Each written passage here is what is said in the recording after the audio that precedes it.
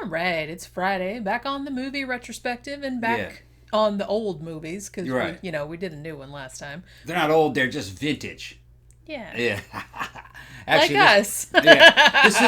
This is actually one of my favorite movies from back in the day when I was a kid. Halloween 3. Season of the Witch. Yeah, and I didn't know it at the time, but this was like the least popular of the Halloween series, evidently. But I never saw 1 and 2.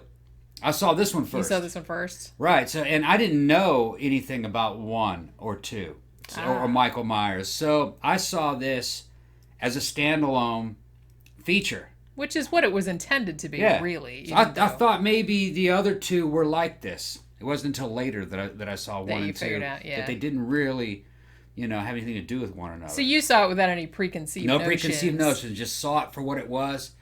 And I was, shit.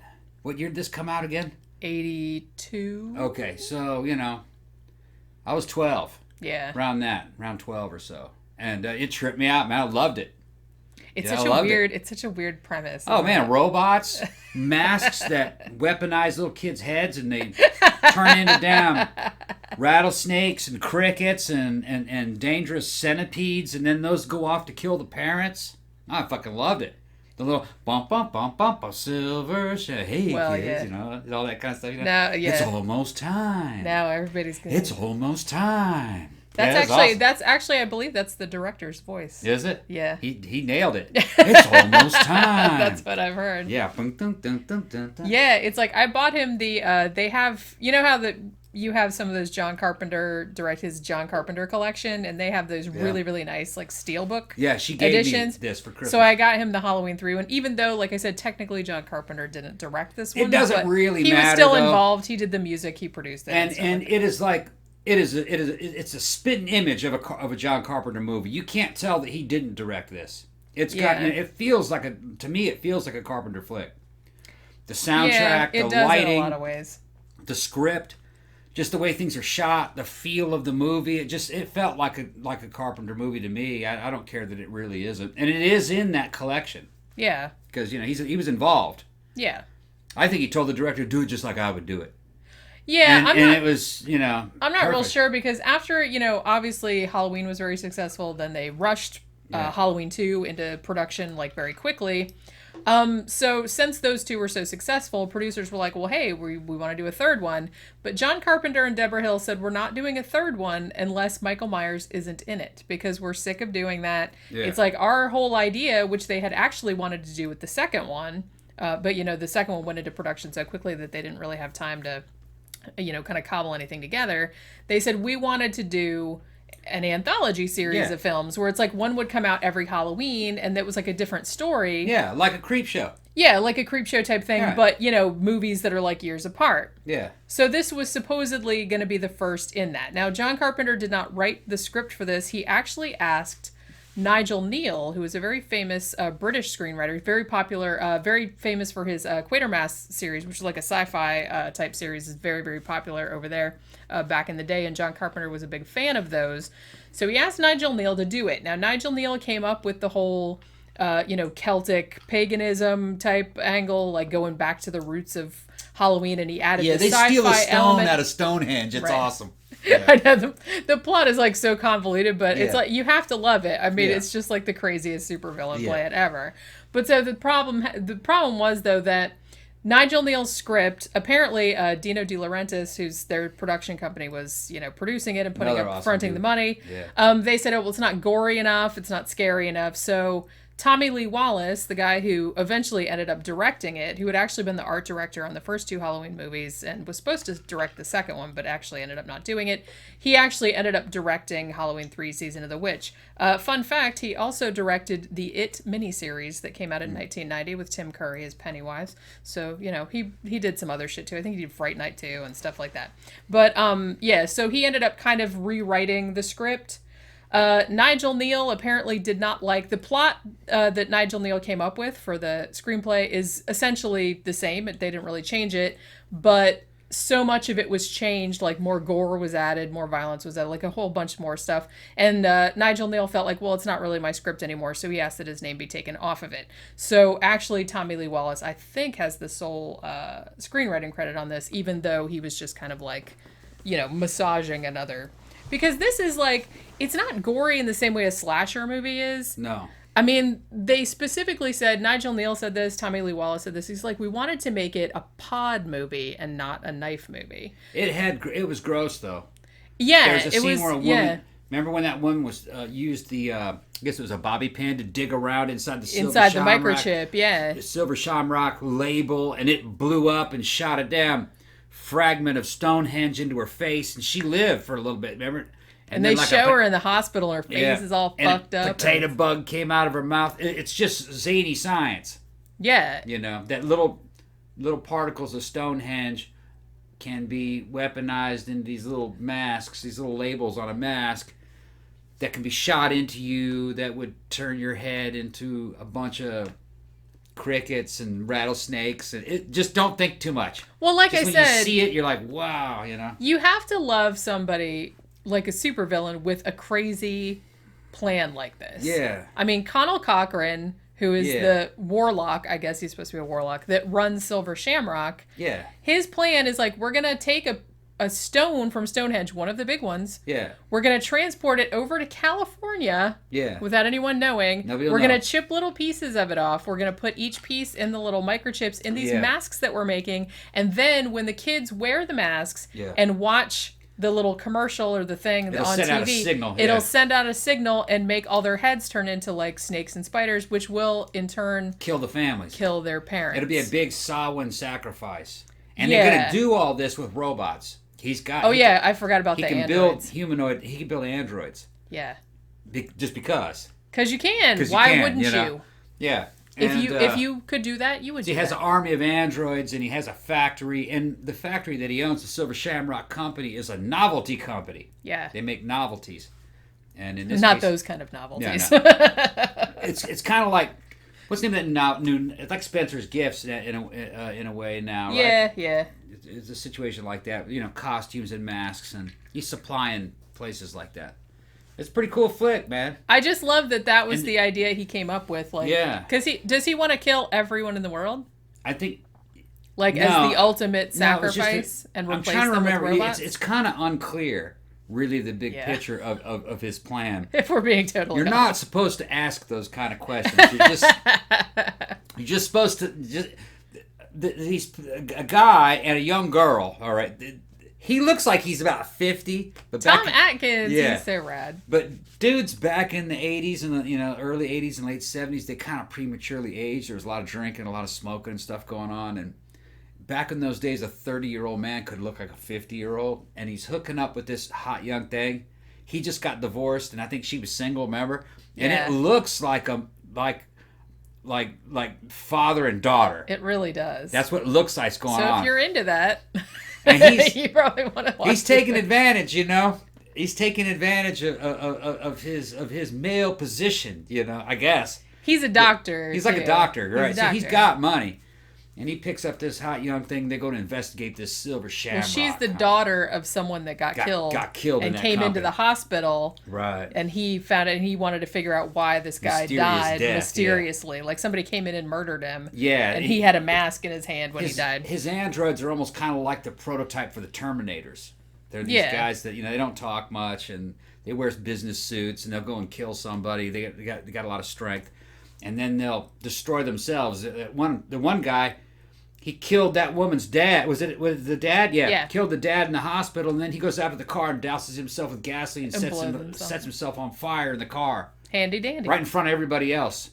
And then it's a trip because like the forensic pathologist is trying to do an autopsy on the body, and he can't find anything.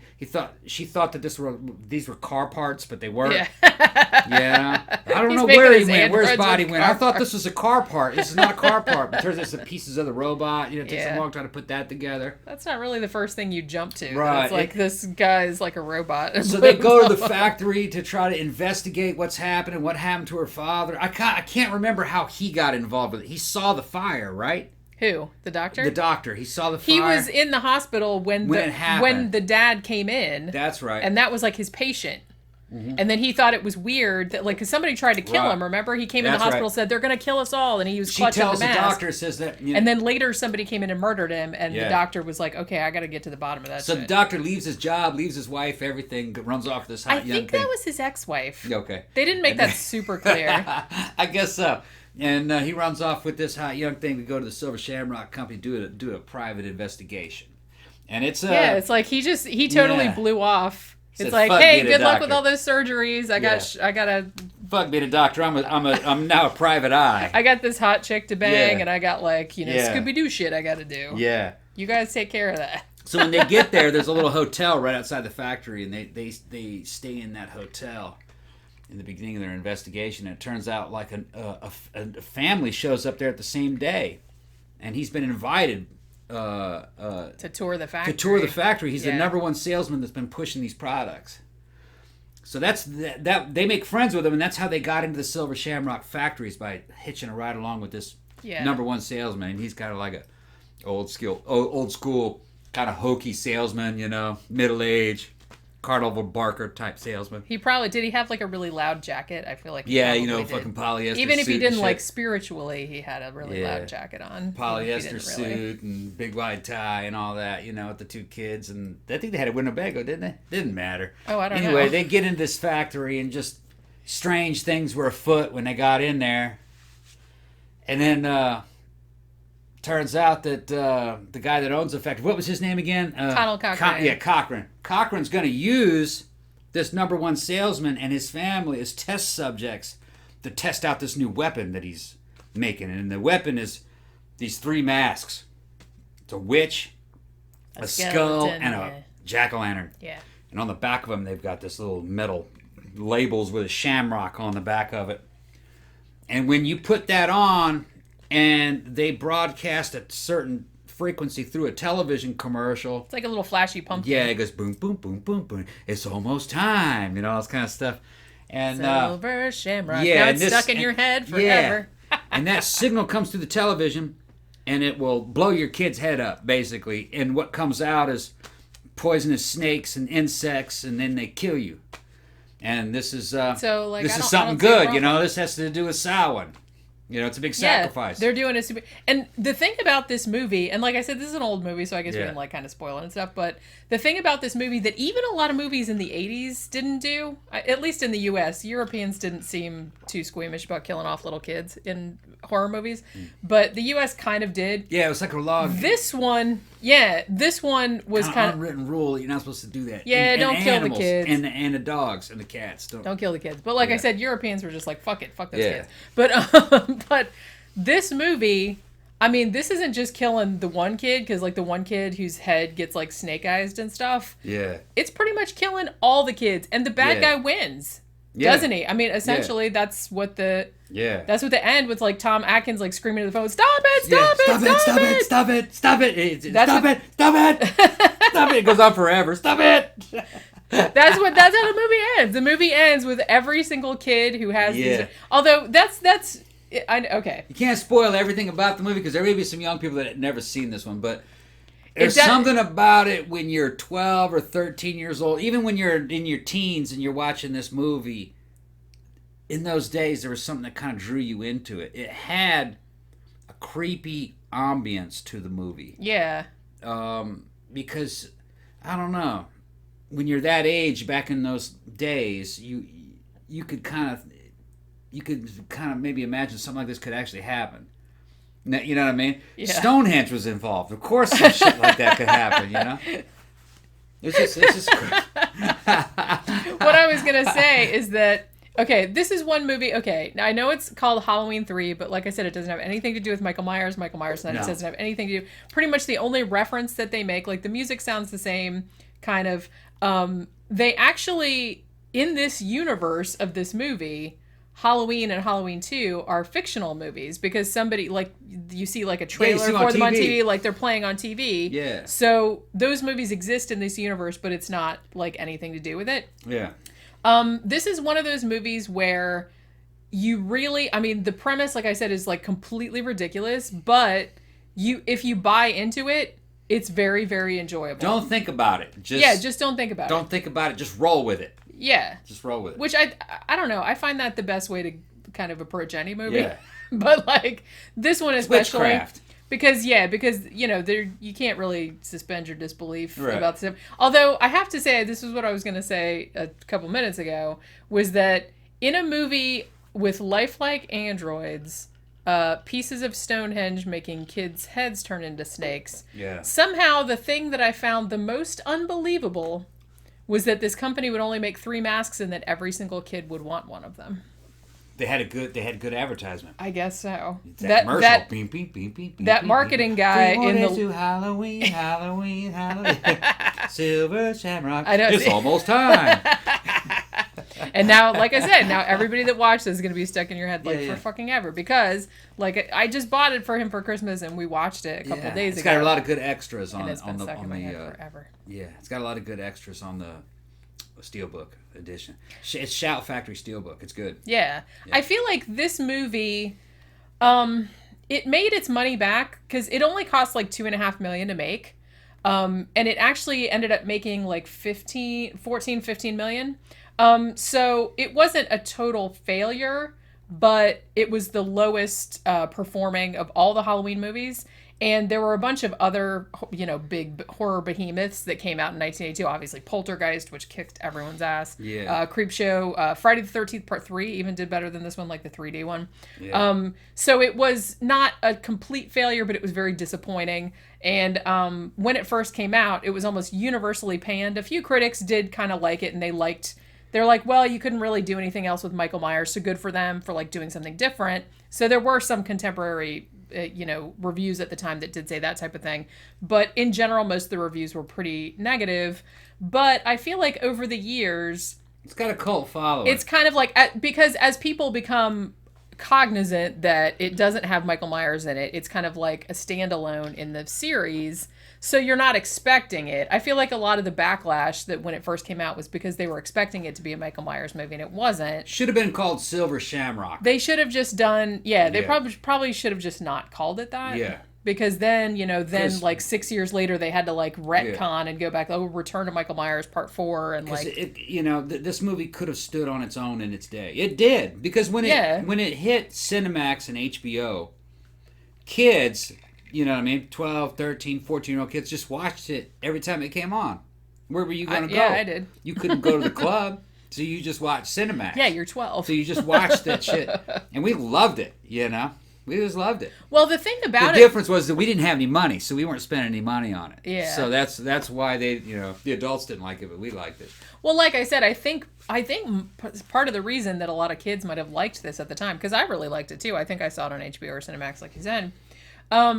Is because the kids got fucked up in it. Yeah. They were not shy about it. Like I said, I was like, holy fucking shit, that kid started dying and the damn pumpkin mask and then was all the getting snakes small and bugs and shit come out. I'm like, it's awesome. I was like, they did not. And he's like going, ah. And then at the end, like I said, and then at the end where they pretty much they're pretty much suggesting they're like, we're killing all the children in the world. Well, at least the ones that bought those masks.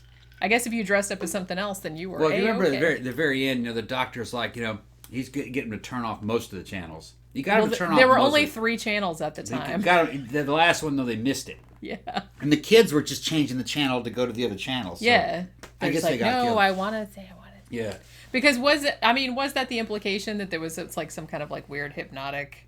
I kind of feel like that was probably going on. Yeah, I don't know what you're talking about. That it was hypnotic. No, they just wanted to know what the big announcement was. They were going to win some kind of surprise. It was some kind of prize. Yeah, they were kind of like the big giveaway. Yeah, it was like a big giveaway. They were going to get it, and so and they loved the mask. I guess everybody was wearing them. All the kids were trick or treating in them. Yeah, it's pretty cool. I like that one scene where like Tom Atkins comes. See, this is why I'm thinking that the woman that was in it that played his ex-wife. Well, hi there. Look at this. Hi, Cookie. Please do not step on my laptop. Get her out. Okay. You can go back there though. Right. That's okay. She's behind there.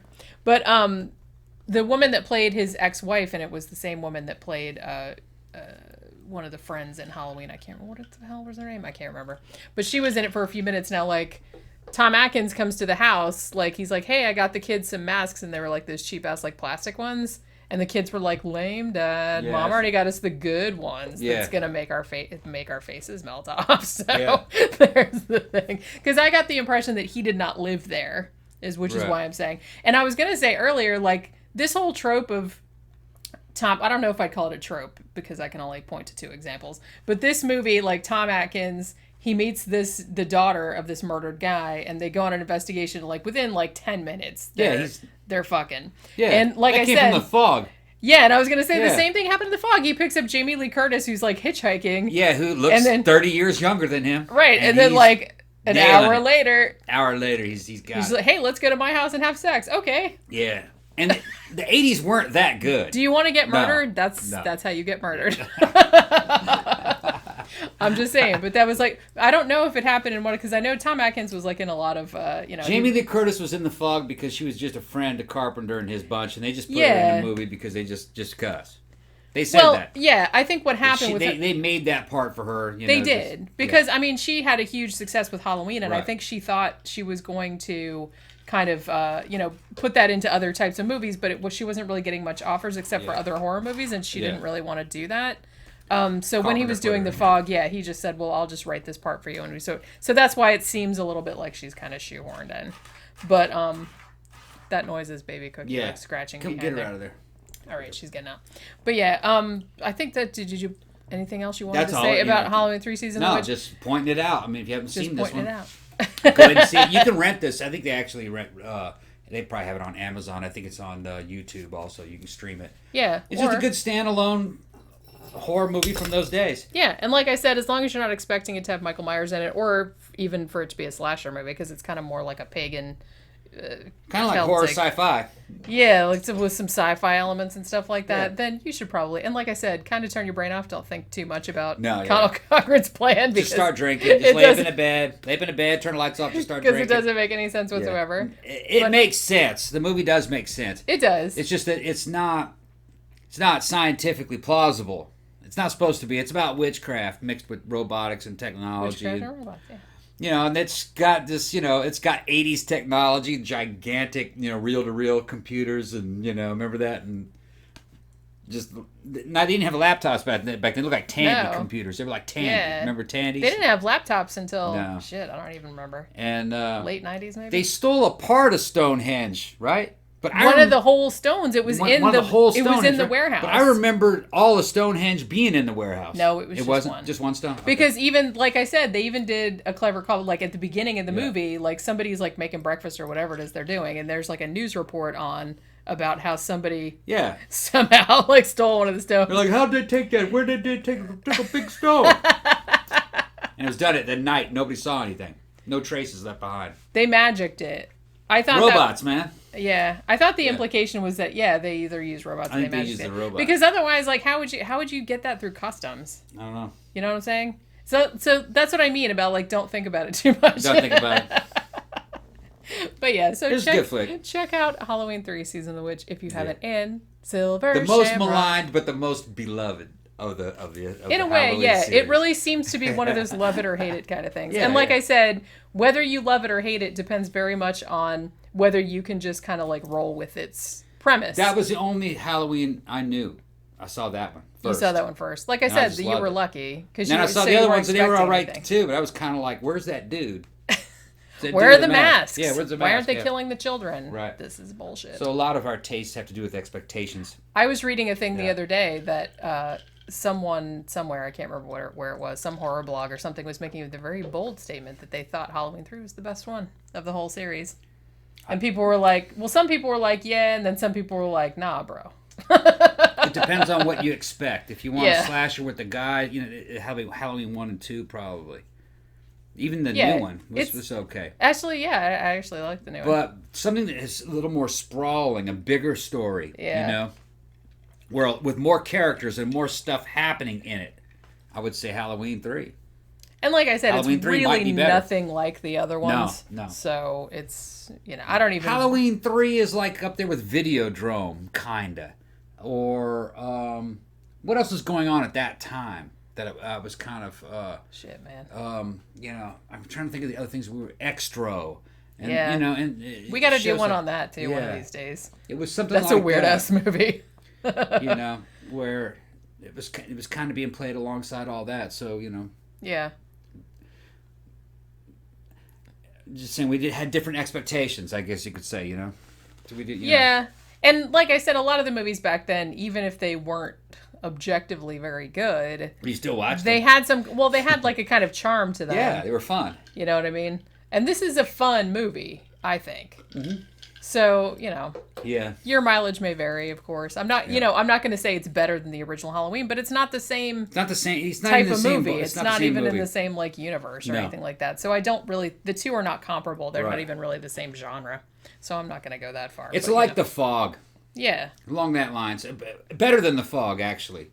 I like it better than The Fog. Yeah. In terms of action and things that they show you and horror and kids' heads blowing up, you know. Always a plus. Yeah.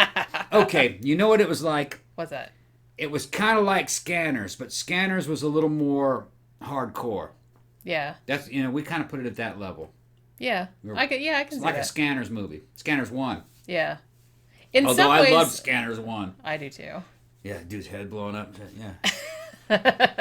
And that's still like a fucking popular meme everywhere. Cool, Every time you tell somebody your mind was blown, everybody puts a gif from that fucking movie that dude's head exploding. All right, so that'll do it for our little retrospective on Halloween 3 Season of the Witch. Check it out if you haven't already. And remember, if you like the show, like, share, subscribe on all your social media. Share with all your friends and family. If you'd like to financially support the show, you can go to our Patreon page, patreon.com/13o'clockpodcast, or you can go to our blog, 13o'clockpodcast.wordpress.com, and there's a link in the sidebar to a PayPal account. Our movie retrospectives come out every Friday, and our matinee show, which is 3 new movies in the theater, that comes out every Sunday, and our regular episodes come out every Tuesday, so check them out. We will see you next time. Bye.